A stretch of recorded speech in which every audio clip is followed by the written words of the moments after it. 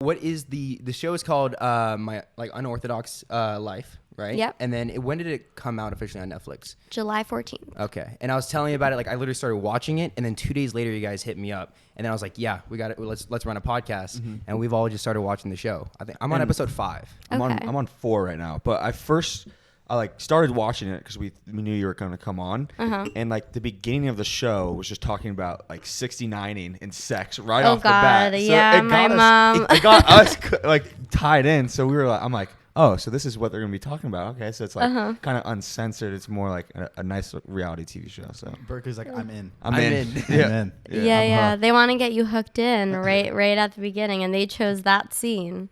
Yeah. So Was that not like the first scene like you guys shot? Or? no. Yeah, they cut around it. They want to like structure the show, right? Oh, okay. Yeah. So what's it? I mean, like, so what's kind of like the reality TV show life like? And did you ever see yourself kind of being in that scenario? Because I feel like a bunch of families or like friend groups are like, oh, we could really use a reality TV show about ourselves, or you know what I mean? But it never actually happens. So. Yeah. I feel like that is a conversation. Even like now when we're like sitting around and something happens, and like someone in the family would be like, "Where are the cameras?" Yeah. Yeah, that happens a lot. Sorry. Yeah, no, I'm sorry. I was just saying you're used to that, right? Because you have that in your life every single day. We have other like TikTok houses now get reality shows with Instagram, Sway House, and that's something. But you guys are so different in how different your guys' life has been, where you guys are now. Could you give a little background on what the show is about? Yeah, so the show is really about how my mom went from, well, all of us really went from this ultra-Orthodox community, and my mom had no education or anything, and then she kind of just like picked up and left. Yeah. Right after my husband and I got married, like almost 9 years ago. So the show kind of follows my family right now, but how we've all evolved at different speeds, and we all live our lifestyles slightly different. But what makes it really interesting is that we came from this really closed off community, and now my mom's the CEO of Elite Model World, which is like this huge modeling agency, and she's like really changing everything. And it's also just about a family who's going through changes and how we've all come together. Yeah. How would you, so when people hear like ultra Orthodox, they have a certain perception in their mind, but your mom talks about like fundamentalism. Like what's the lifestyle of someone that's in an ultra Orthodox community like you were? Yeah, so my mom likes to focus on the word fundamentalism just because it relates to any ultra religion, whether it's Christian, Catholic, Muslim, Jewish. Yeah.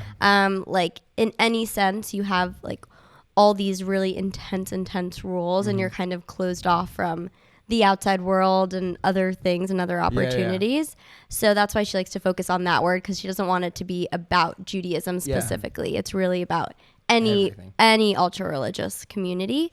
And like I totally lost my thought. I was what were you asking, saying? Like, what is the life like, right? Oh, so it's more like, like as my mom describes it, like the men are the heads of the house. They're the ones who either are like learning in the Torah or like the Bible study, or they maybe are working, but women aren't encouraged to have careers or encouraged to have babies and be homemakers.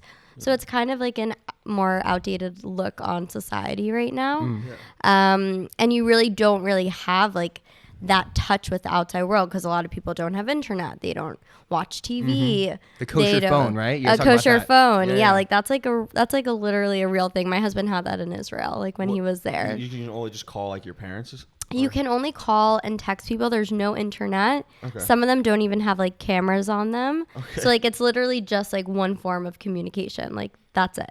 So could you like call like your friends and stuff, or is it? You can call your friends. It's just like you're not supposed to have any. Yeah. You're not supposed to have like be in touch with anybody else. That's like you want to just stay within that community. Yeah. Jeez. And then your brother was talking about how like there was, when you went to school, they literally make you guys sign a paper saying we don't have a TV at home. Yeah, like that's like a real like that's a real thing. Like no TV. Even like some places, like you had to prove that having internet. Inspectors come? Well, I don't know if inspectors. It's just like if they find out, you can technically be kicked out of school, or you can like just be shunned, or like people look down on you, like you're less than. Like even some places, internet, like you need a reason to have it in your home, like it's like you need for it for business. your job. Yeah, exactly. Okay. Like not to just look around. Yeah. So like in that community, like what is like what are like the crimes looking like? Because like because to me like having a TV is not a crime, right?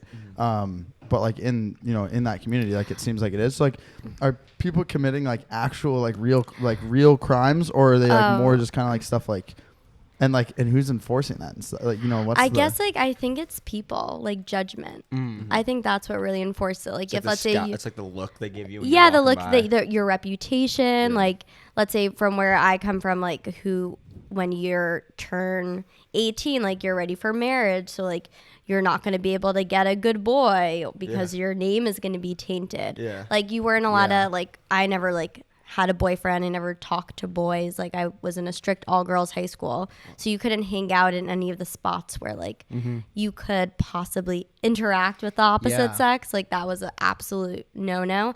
Like even going to a movie theater when my mom like was transitioning out of like the ultra orthodox like mentally, and I think so later on in my teenage years we did have a TV, but like nobody knew about it. It was hidden. I didn't talk about it with my friends. Really? And we would go to a movie theater, but we would travel like an hour outside of our town because like we didn't want anyone to see us, because if someone saw me at a movie theater I'd be kicked out of high school. Wow. Okay. Yeah.